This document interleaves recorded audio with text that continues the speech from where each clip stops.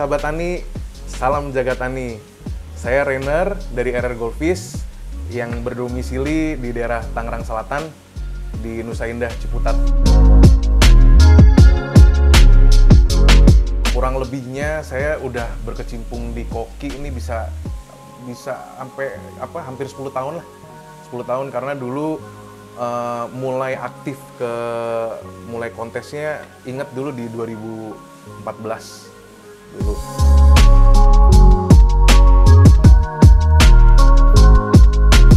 Kurang lebih sama lah suka dukanya. Ya kalau sukanya pasti harus suka karena menurutku koki ini kan sudah menjadi satu hobi pribadi gitu kan. Jadi kalau sukanya ya pasti suka lah gitu. Harus happy gitu main koki. Harapan kalau di 2024 dibilang akan naik, pasti diaminin dulu dan itu emang harapan kita semua. Koki bisa terus tambah tahun tuh ya makin terus bertambah lah gitu, makin naik. Dan kalau jenis yang paling diminati mungkin kalau rancu tuh dari dulu memang pasarnya ada terus ya kalau jenis rancu. Dan kalau dibilang untuk yang menyandingi rancu itu mungkin kalau dari pendapatku oranda mungkin, apalagi sekarang oranda itu sudah ada kelasnya, bukan hanya oranda long tail. Sekarang udah ada oranda short tail, dan karena bentuknya itu oranda short tail tuh bulet-bulet, nah itu sekarang jadi salah satu jenis yang diminati banget tuh, dan itu kelihatan setiap kali di kontes pesertanya luar biasa oranda short tail. Jadi mungkin sekarang kalau misalnya ditanya yang lagi ngehits, kalau rancu tetap sampai hari ini masih penggemarnya masih banyak, dan mungkin untuk menyandingi rancu aku bisa sebut sekarang oranda short tail atau sekarang kita sebut itu OST.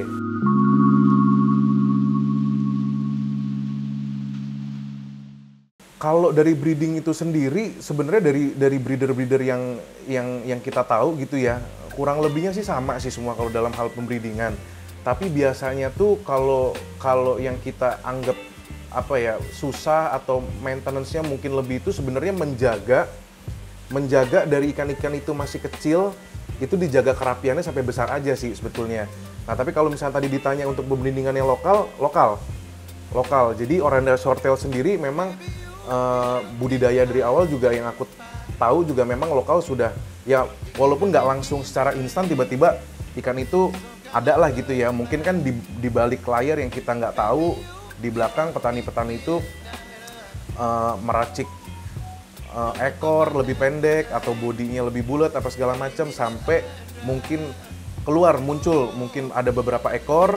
Nah itu biasanya breeder itu nyimpen yang jenis bentuk proporsi yang dia inginkan gitu. Nah ternyata pada saat mungkin yang dia simpan, yang tadi yang aku bilang mungkin di oranda short tail, dia menemukan akhirnya dari peranakan oranda itu sendiri yang tadinya oranda ekor panjang, tiba-tiba nongol misalnya peranakan itu ada yang kecil ekornya dan bodinya lebih bulat, punduknya agak lebih tinggi gitu kan. Mungkin dia simpan, nah akhirnya pada saat dia dibesarkan, dia coba kawinin lagi, terjadilah keluar anakan yang seperti itu lebih banyak gitu. Nah itu pelan-pelan kan akhirnya sama breeder-breeder lain kan juga tinggal kita bahasanya tuh tinggal nerusin gitu. Jadi sampai hari ini produksinya melimpah lah.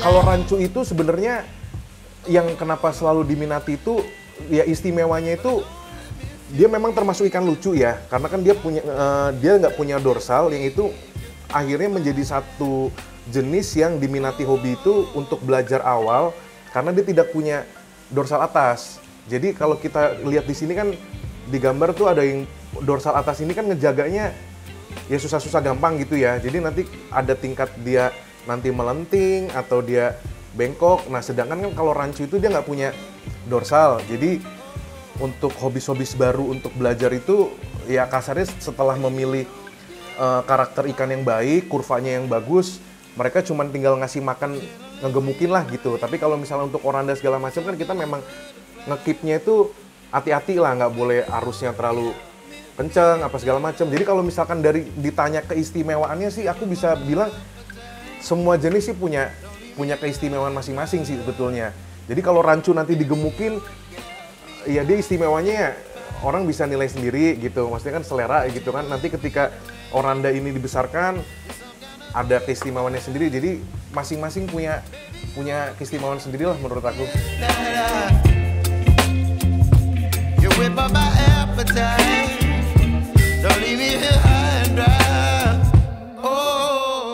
Kenapa aku selalu dari dulu memberikan apa ya, bisa dibilang edukasi atau masukan bahwa koki itu sebenarnya tidak sesulit yang hobis pikirkan apa gimana lah gitu. Karena koki ini sekarang teman-teman bisa ngeliat nih ya, sekarang pertumbuhannya juga teman-teman bisa lihat dari kecil sampai segede-gede kayak gini. Itu makanya aku dari awal selalu bilang kalau mau merawat ikan bagus, apalagi target kalian itu bukan hanya sekedar merawat ikan untuk lihat-lihatan aja lah gitu, tapi kalian memang punya target mau membeli ikan itu pengen dirawat sampai besar, sampai gede. Nah, aku kalau udah ngedenger target seperti itu, aku pasti langsung harus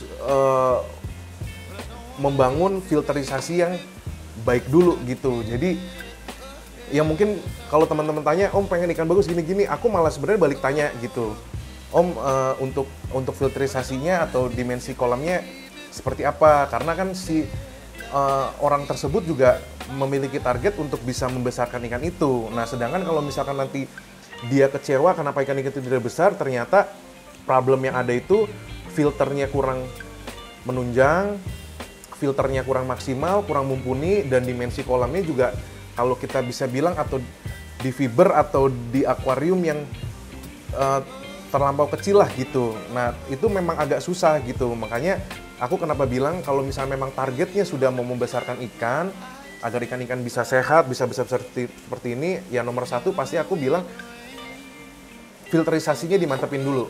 Jadi kalau misalnya aku sering kasih masukan itu, kalau di kolam atau maupun di akuarium, itu minimal 30% besarnya filter, 30% dari besarnya si kolam. Nah, kalau untuk pengen ikan bisa tambah besar lagi, paling ya aku ngasih masukannya lagi, kolam atau fibernya atau akuariumnya ya punya standar agak besar lah gitu. Nah, kalau misalnya ditanya lagi minimal mungkin berapa gitu buat bisa ikan bisa sampai besar apa gimana gitu kan. Nah, aku biasanya ngasih masukan tuh di 2 meter, size-nya 2 meter. Nah, nanti kalau misalnya di size-nya udah 2 meter itu ya kita tinggal ngira-ngirain isi dari si populasi itu sendiri lagi.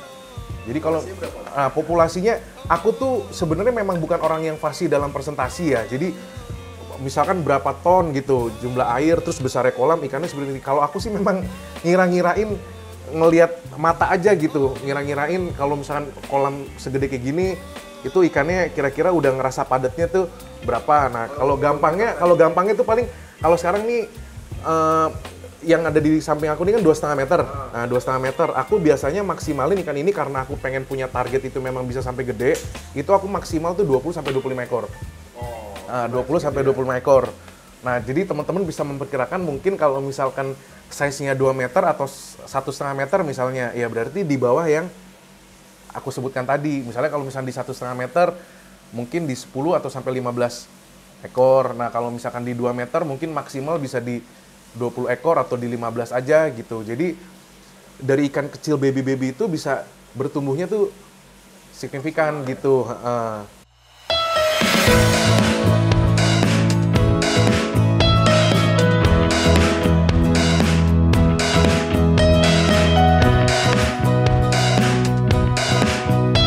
Kalian merawat air itu sudah secara tidak langsung kalian tuh sebenarnya udah ngerawat ikan.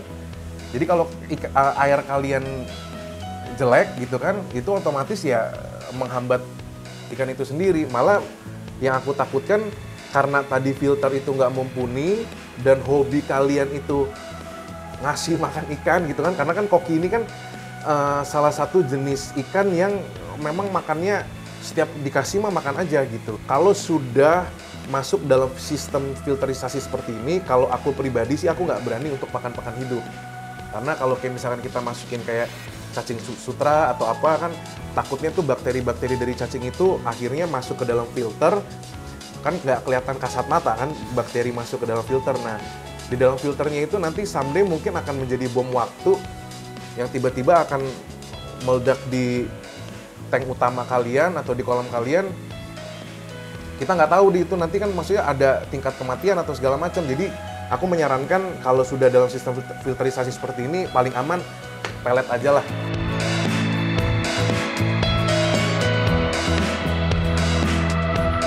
Nah, kalau dari filter itu sendiri, itu juga rata sebetulnya dipakai sama pemain-pemain, sama hobis-hobis yang lain. Jadi sama yang aku terapkan di rumah pun, aku menggunakan perpaduan antara mekanis dan biologis. Jadi mekanisnya itu digunakan, berguna untuk menyaring kotoran-kotoran kasar. Mekanisnya itu. Jadi kotoran-kotoran ikan itu kan banyak tuh kalau koki. Nah, jadi kotoran-kotoran yang masih besar, yang masih kasar itu, nah itu ditampungnya tuh di mekanis. Karena nanti ketika dari mekanisnya itu sudah tersaring kotorannya, pasti kan masih ada yang lolos tuh lari ke biologis, tapi pasti tingkatan presentasi kotorannya itu udah nggak terlalu banyak karena udah banyak tertampung di mekanisnya. Nah, kalau di biologisnya sendiri itu sebenarnya kegunaannya kan untuk rumah si bakteri baik. Jadi bakteri baik itu kumpul di sana, dia ya menumpas bakteri-bakteri jahat juga lah gitu. Dan ketika biologis kita baik, bakteri kita sudah hidup di dalam biologis tadi dengan baik, itu pasti udah otomatis air juga pasti akan terjaga kualitasnya dan juga membantu kejernihan air itu sendiri.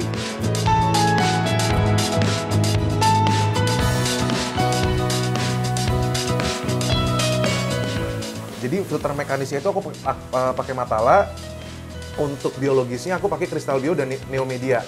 Untuk bakteri yang mungkin lolos dari biologis, makanya kita cegah di chamber terakhir itu kita pakai di tempat chamber mesin itu kita pakein lampu UV.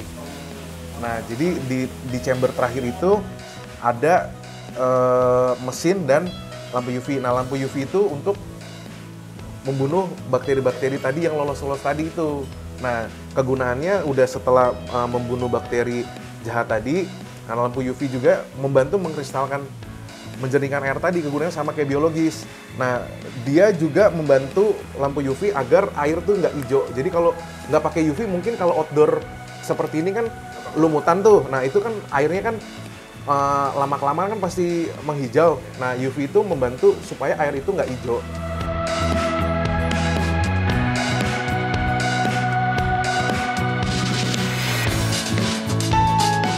Zaman dulu sih aku pernah dengar memang ceritanya tuh pernah ada hobis yang ngerawat sampai 5 tahun kalau dulu. Tapi kalau aku pribadi, aku tuh pernah ngerawat ikan tuh sampai 3 tahun. Kalau aku, dan itu pun dulu pas umur hampir 3 tahun itu sudah laku sama customer luar kota dulu. Nah, nggak tahu tuh, mungkin kan di sana masih bertahan lagi kan. Tapi mungkin sekarang aku bisa menyampaikan ke hobis pun udah bisa ngerawat mungkin sampai dalam waktu 2 tahun aja itu udah oke lah, udah bagus. Nah, makanya aku bilang tadi, ya kita sepakat bahwa umur kan memang nggak ada yang tahu lah gitu, bukan hanya di manusia tapi di ikan kan juga berlakunya sama. Tapi untuk menjaga ikan itu supaya bertumbuhnya dengan baik, kesehatannya juga selalu baik dan pertumbuhan juga udah baik, makanya aku bilang kenapa faktor filterisasi itu sangat penting gitu. Jadi kalau misalnya diberikan pertanyaan bahwa untuk ikan itu bisa bertahan berapa tahun awet, ya aku bisa tambahkan ya seberapa besar kalian memberikan effort ngerawat ikan itu sendiri gitu. Jadi aku bisa bilang ya filterisasi kalian dibagusin lah maksudnya. Iya, karena ketika yang tadi aku bilang kalau karena koki ini doyan makan, pasti kan yang ngerawat tuh pasti seneng ngasih makan gitu loh. Tapi ternyata filternya tuh nggak mumpuni untuk menampung si kotoran-kotoran tadi. Akhirnya kan amoniaknya ngumpul gitu kan. Nah, akhirnya yang tadinya filter kalian itu harusnya pada saat mesin nembakin air bersih ke kolam gitu kan, karena udah menjalani penyaringan yang beberapa chamber tadi kan, karena filternya nggak mumpuni, akhirnya air baru yang ditembakin itu juga air penyakit gitu loh. Koki itu sebenarnya dari lucu-lucunya ini tuh punya daya tarik lah buat sahabat tani semua yang nonton. Aku percaya bahwa kalian juga setuju melihat koki-koki ini kan memang jenis-jenis ikan semua yang lucu lah karena punya jambul yang besar gitu kan, badan yang gemoy, yang gendut gitu. Tapi mungkin dari sahabat tani yang nonton tadi kan pasti juga ketika ngelihat mereka suka dan lucu, akhirnya berbalik lagi takut melihara karena banyak rumornya yang bilang ikan mas koki itu kan memang gampang mati apa segala macam. Nah, mudah-mudahan dari wawancara RR Goldfish bersama Jagatani hari ini itu bisa memberikan edukasi lah gitu, memberikan edukasi bahwa ketika kalian suka sama Mas Koki, jangan takut buat ngerawat Mas Koki gitu. Karena kan kita udah bahas tadi dari depan sampai belakang ini kan udah banyak lah gitu. Aku percaya kalau kalian sudah menerapkan filterisasi yang baik, ikan-ikan kalian juga pasti akan sehat lah gitu. Dan aku tambahkan tadi dengan statement yang aku setuju bahwa ketika merawat Mas Koki itu sebetulnya sama dengan halnya merawat air. Ketika kalian merawat air dengan baik itu sudah sama dengan kalian merawat Mas Koki dengan baik sebetulnya. Jadi rawatlah air yang baik lah gitu. Bisa ke RR Goldfish, bisa ke RR Goldfish. Jadi Facebookku atau Instagramku itu sama lah, Rainer Ricardo, itu RR Goldfish. Nah itu aku lebih aktif di Instagram, di RR Goldfish. Nah teman-teman boleh lihat, ya aku kan sering ya sharing video atau share-share foto-foto Mas Koki di sana ya. Kalau teman-teman mau lihat katalog-katalog ikannya ya teman-teman bisa lihat ke sana. Nomor kontak yang bisa dihubungin di nomor aku aja biasa di 0878 89 8787 28.